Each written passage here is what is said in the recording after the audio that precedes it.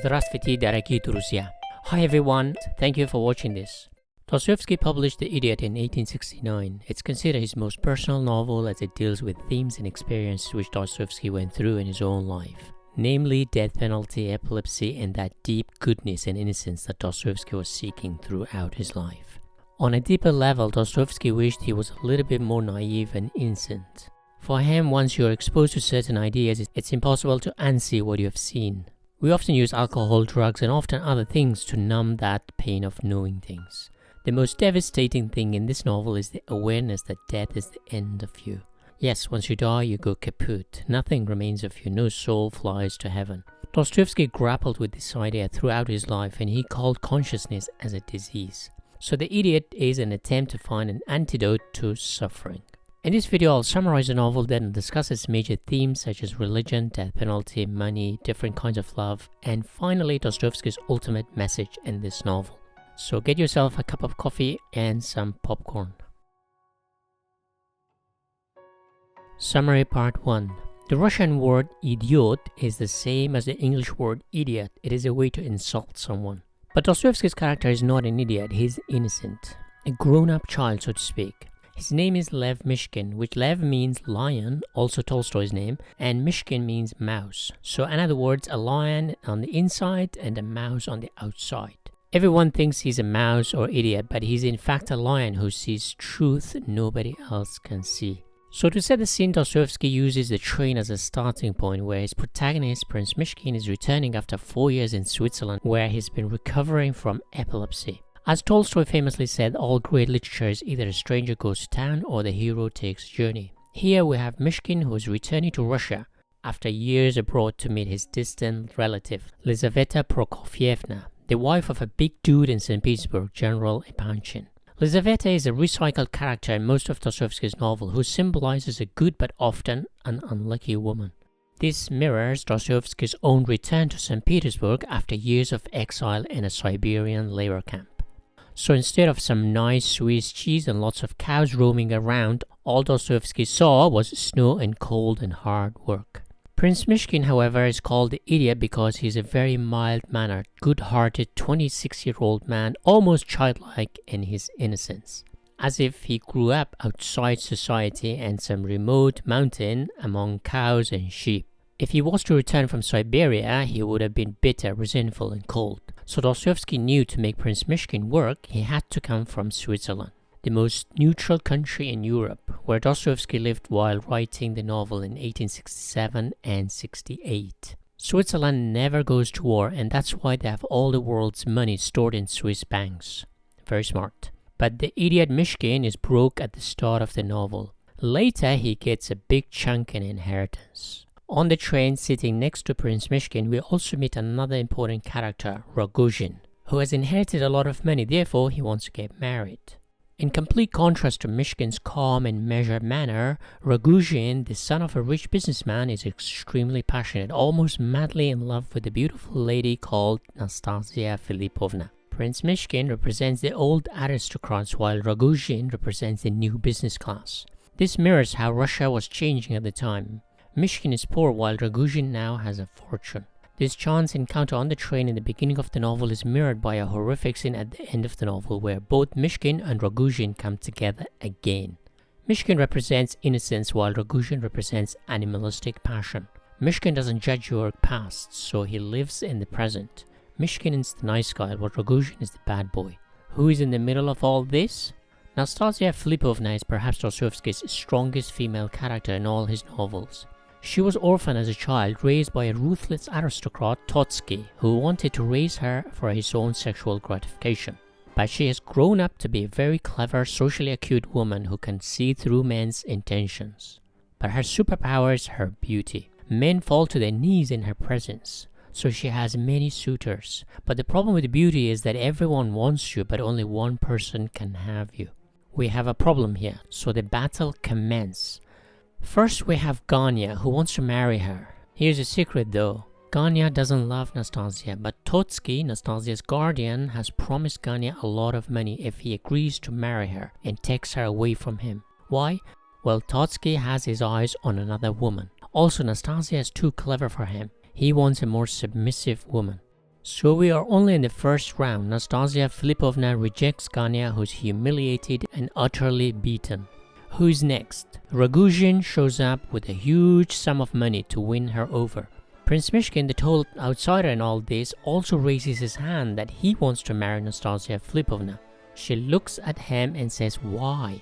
Mishkin doesn't talk about his goodness. Instead, he shows his bank balance, that he has received a huge sum in inheritance too. The reason these men talk with their money is that women are practical. They don't look for good men, they look for competent men who can provide for them. Also, now that Mishkin has money, he's no longer an idiot, and everyone wants to be his friends. I wish I had money so I could have some friends.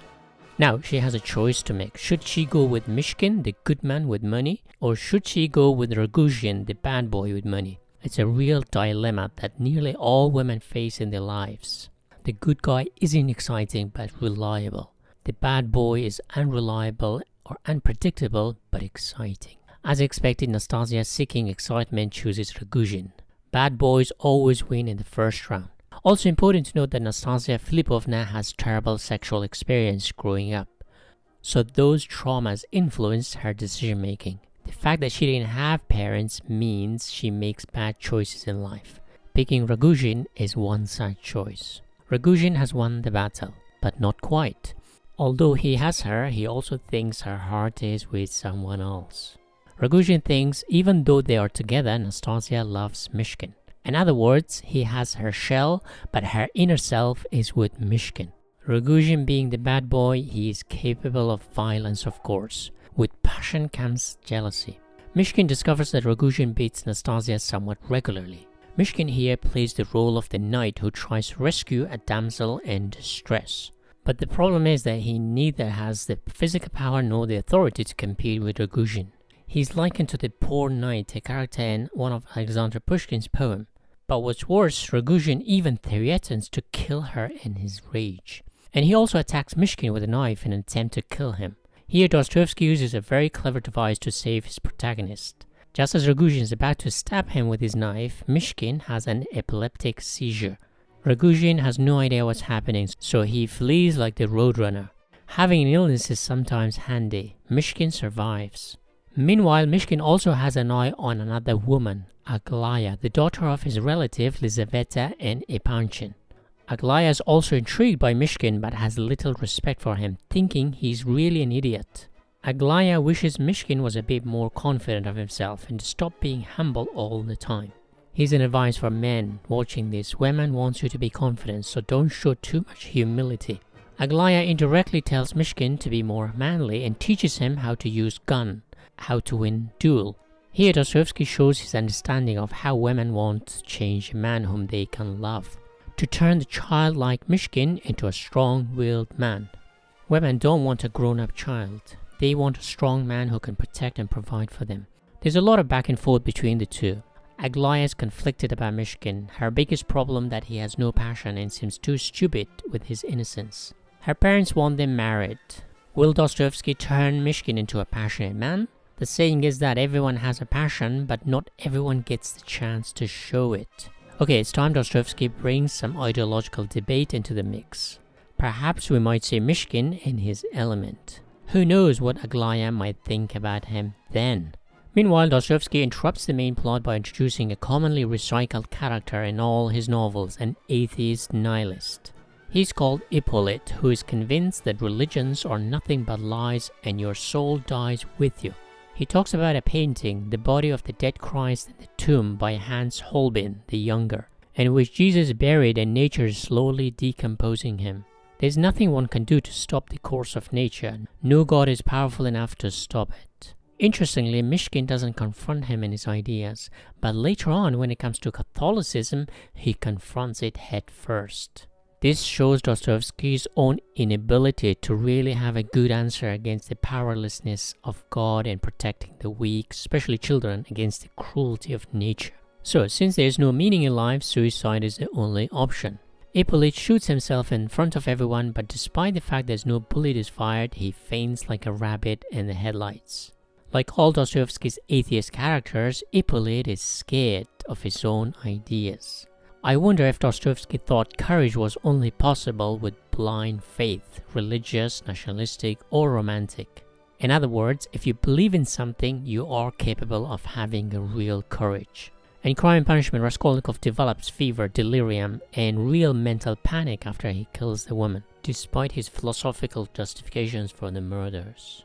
In Brothers Karamazov, Ivan goes mad after realizing that his idea may have influenced the death of his own father. For Dostoevsky, if you are an atheist or nihilist, you are a real coward when it comes to real courage. You talk the talk, but not walk the walk. I have said this many times. For the Russians, courage is the ultimate value for a man. Summary Part 2. So the little epaulette episode brings the question as why everyone in the West has turned into atheists. Why all of a sudden people look down on Christianity. It's time we see Mishkin show some passion. God damn it. Mishkin, at one point during a dinner party organized by Aglaya's parents, becomes extremely passionate in his attack on Catholicism for its heavy-handedness political rule. He claims that because the Catholics were power-hungry people, they gave Christianity a bad reputation, and this caused many people to flee Christianity into the bosom of atheism and nihilism. For Mishkin, Catholicism is even worse than atheism for its cruelty. Good. Roman Catholicism is, in my opinion, worse than atheism itself. Yet that's my opinion. Atheism only preaches a negation, but Romanism goes further. It preaches a disfigured, distorted Christ. It preaches Antichrist, I assure you, I swear it. This is my own personal conviction. It has long distressed me. The Roman Catholic believes that the Church on earth cannot stand without universal temporal power. He cries, non possumus. In my opinion, the Roman Catholic religion is not a faith at all, but simply a continuation of the Roman Empire. And everything is subordinated to this idea, beginning with faith. The Pope has seized territories in an earthly throne and has held them with sword. And so the thing has gone on, only that to the sword they have added lying, intrigue, deceit, fanaticism, superstition, swindling. They've played fast and loose with the most sacred and sincere feelings of men. They have exchanged everything for money, for base earthly power. And is this not the teaching of Antichrist? How could the upshot of all these be other than atheism? Atheism is the child of Roman Catholicism. It proceeded from these Romans themselves, though perhaps they would not believe it. It grew and fattened on hatred of its parents. It is the progeny of their lies and spiritual feebleness. Atheism. In our country, it's only among the upper classes that you find unbelievers, men who have lost the root or the spirit of their faith. But abroad, whole masses of people are beginning to profess unbelief. At first because of the darkness and lies by which they were surrounded, but now out of fanaticism, out of loathing for the Church and Christianity. This debate is more elaborated in the Brothers Karamazov's most famous section, The Grand Inquisitor, in which Jesus is detained in Spain for being too nice. You can't rule people with kindness. You can only rule people with brute force, which the Catholic Inquisition was all about. Mishkin continues despite making everyone uncomfortable, but he lets it all out. The man for the very first time shows passion in his conviction. He's a Russian man after all. If you had doubt about Dostoevsky, now you should know that he was a true psychologist. Mishkin's passionate outburst has done its job. Soon he finds himself in Aglaya's arms. Now she loves him. She has been desperately waiting to see him with passion. Now Mishkin's outburst against the Catholic Church is not the point, but for Aglaya, the man has passion about something. Now it has ignited Aglaya's own passion, so much so that she attacks Nastasia Filipovna, which shocks Prince Mishkin. We have a lot of drama now, but what comes out of it is a huge shock for everyone. Nastasia Filipovna asks Mishkin to marry her. Why? Well, Mishkin has another woman, Aglaya, which makes him more attractive now for Nastasia. It's all a game, or the tag of romance. The prince agrees to abandon Aglaya, the woman who turned him into a suitable candidate. Instead, he wants to marry Nastasia. Mishkin, what are you doing? Nobody saw that coming.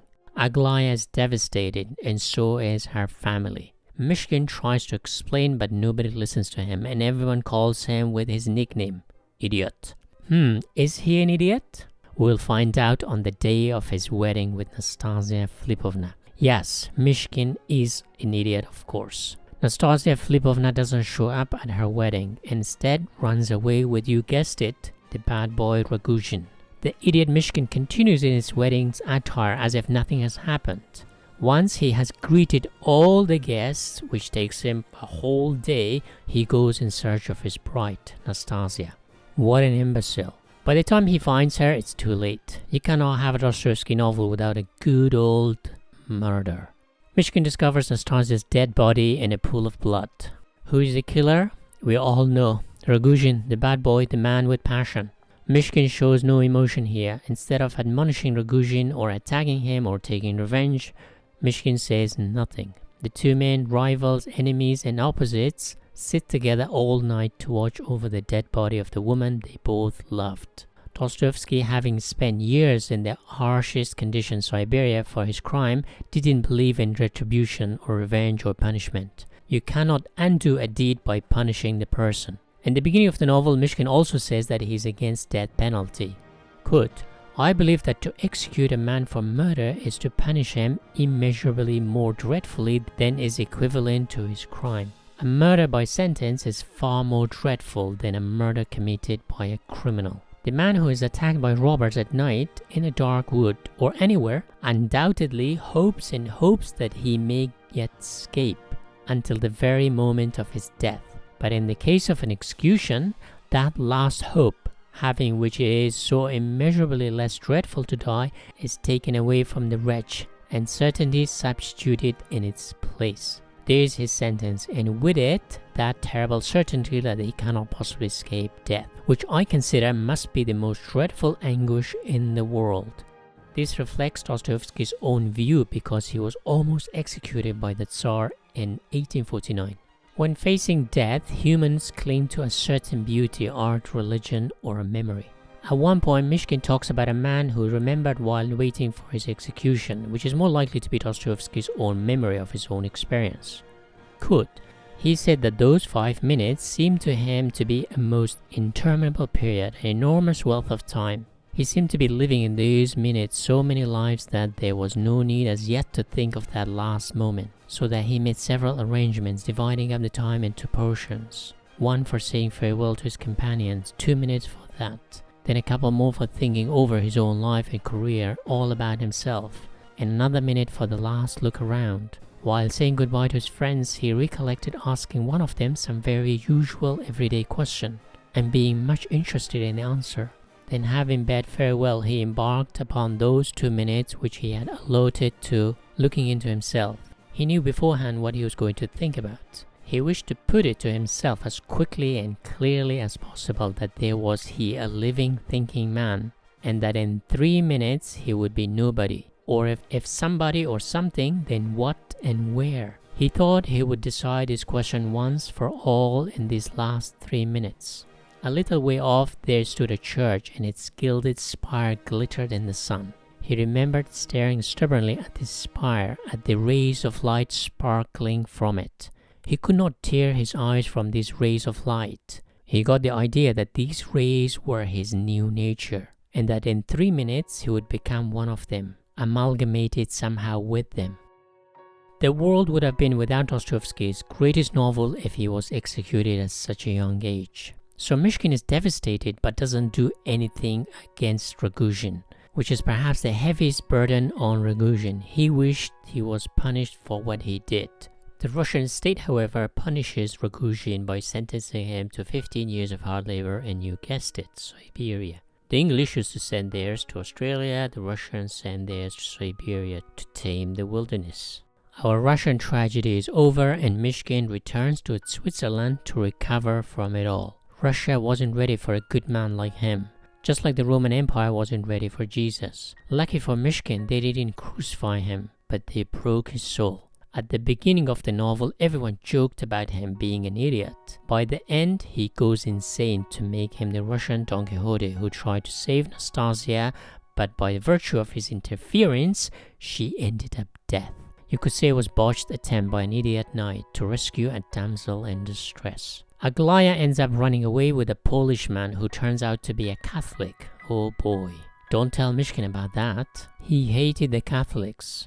Is Switzerland a Catholic country? But Mishkin remains inside a sanatorium, so he won't see any churches in the distance. I wonder if Mishkin was there when Thomas Mann wrote his novel The Magic Mountain, also set in a sanatorium in Switzerland. Analysis. Death penalty. Dostoevsky makes a clear case against death penalty in this novel through words of Prince Mishkin. Dostoevsky experienced it firsthand before his Siberian exile. Dostoevsky says if someone wants to kill you, there's a slim chance that that person may fail. Just like Rogozhin failed to kill Mishkin with a knife. But when the state executes you, you have zero chance of survival. So the psychological experiences are very different. One is a certain death, and the other you have a chance of survival. As animals, we have evolved to believe that we always have a chance of survival. But with the state choosing to kill you, you no longer have that chance. But the worst part of it is the waiting. It is excruciatingly painful, the hours, the minutes as you wait your execution. Dostoevsky, who went through the horrifying ordeal himself, says no matter how terrible a crime you may have committed, the state has no right to take you alive. Epilepsy. When reading Charles Bukowski, I came across a passage in which he describes how one experiences pain in front of other people. Other thinks you look stupid when you publicly experience pain. So Dostoevsky tackles the same issue. Epilepsy is a public illness. It exposes you in front of others. It can come at any moment, and it makes you look dumb and idiotic in front of others. With every seizure, you look stupid, so the novel's title also refers to the illness, I think.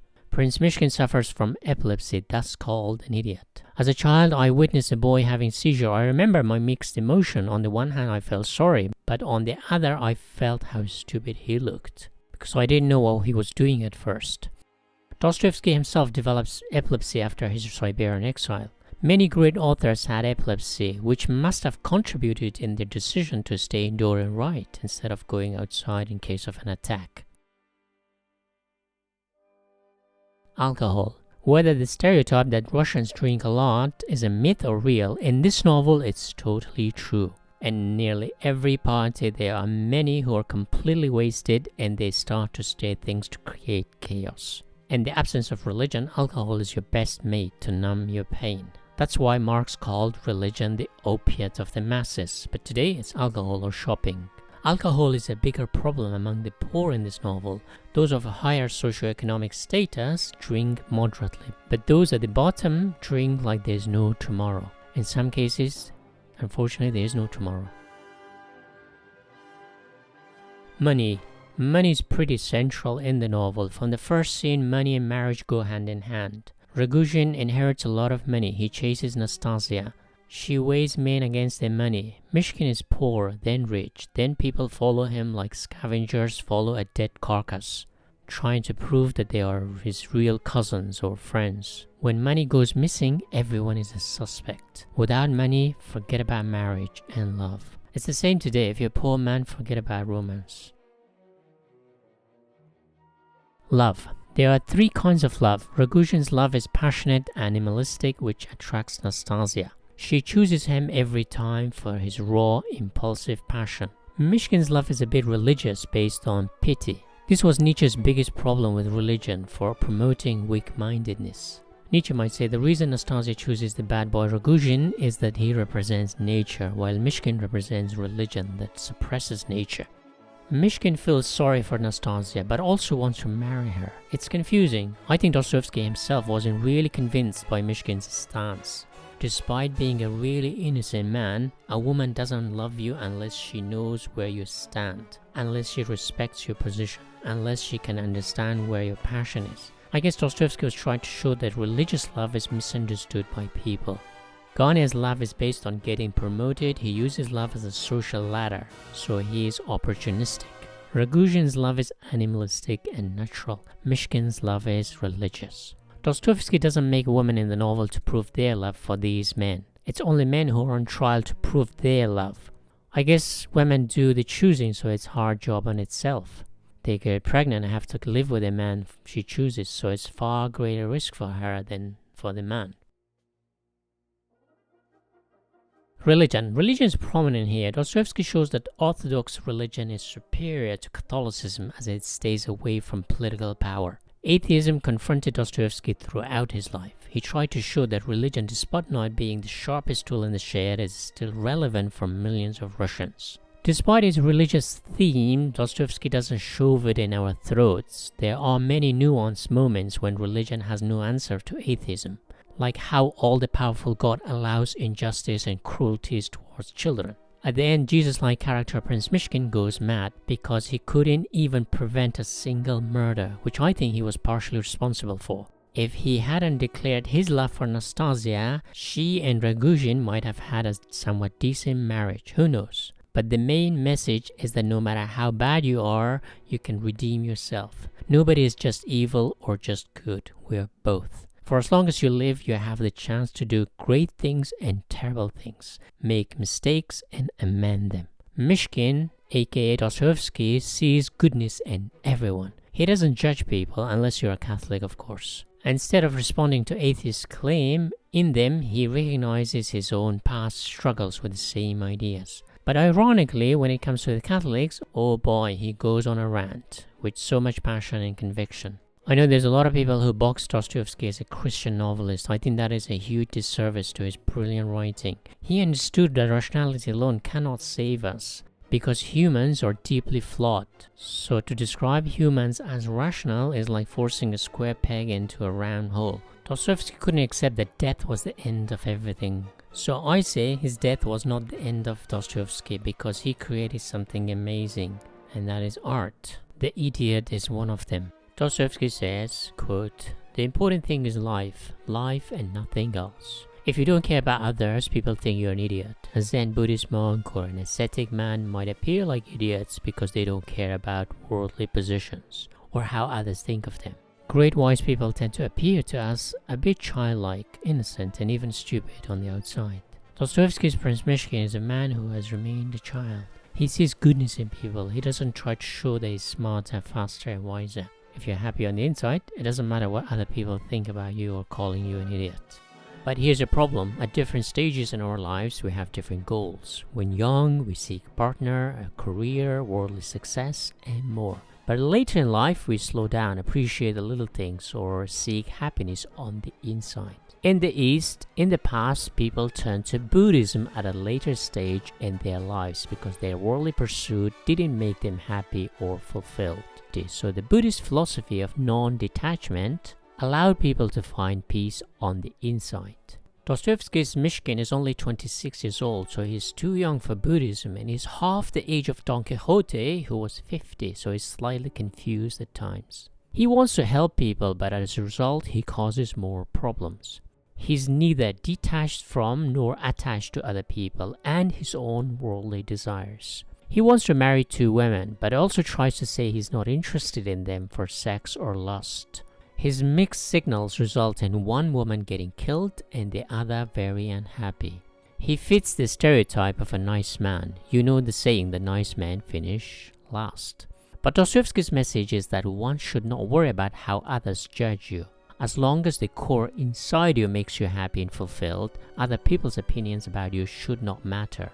Even if everyone thinks you're an idiot, nothing can penetrate you if you have peace on the inside. Dostoevsky goes even further. If you find peace on the inside, the outside world is irrelevant. I'll leave you with this quote. "I used to watch a line where earth and sky met, and longed to go and seek there the key of all mysteries, thinking that I might find there a new life, perhaps some great city where life should be grander and richer. And then it struck me that life may be grand enough even in a prison." Спасибо большое. Thank you for watching.